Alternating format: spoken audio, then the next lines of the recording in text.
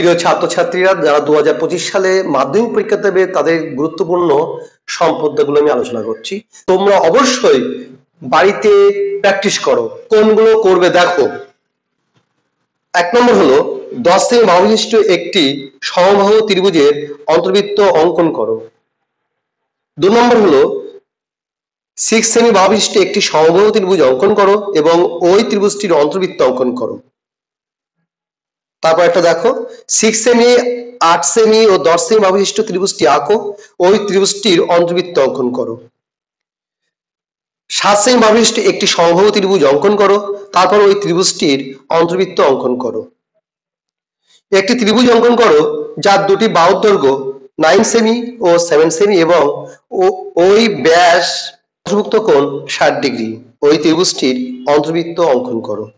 Next ত্রিভুজ 10 semi এবং অপর একটি বাহু 6.5 সেমি, এই ত্রিভুজটির অন্তর্বৃত্ত অঙ্কন করো। মধ্য সমানুপাতি থেকে অনেক বছর কিন্তু প্রশ্ন আসে না, এবার কিন্তু প্রশ্ন আসার সম্ভাবনা আছে। দেখো কোনগুলো করবে। 8 সেমি ও 6 সেমি বাহুবিশিষ্ট একটি আয়তক্ষেত্র অঙ্কন করো এবং ওই আয়তক্ষেত্রের সমান ক্ষেত্রফল বিশিষ্ট একটি বর্গক্ষেত্র অঙ্কন করো। 10 সেমি এবং 5 সেমি প্রস্থ বিশিষ্ট একটি আয়তক্ষেত্রের সমান ক্ষেত্রফল বিশিষ্ট একটি বর্গক্ষেত্র অঙ্কন করো।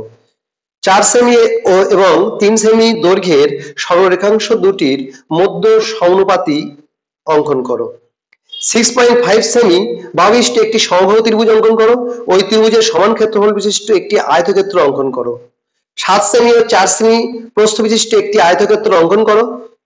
এখন ওই আয়তক্ষেত্রটির সমান ক্ষেত্রফল বিশিষ্ট একটি বর্গক্ষেত্র অঙ্কন করো। জ্যামিতিক উপায়ে √15 এর মান নির্ণয় করো। জ্যামিতিক উপায়ে √21 এর মান নির্ণয় করো। জ্যামিতিক উপায়ে √35 এর মান নির্ণয় করো। জ্যামিতিক উপায়ে 20 এর বর্গমূল নির্ণয় করো।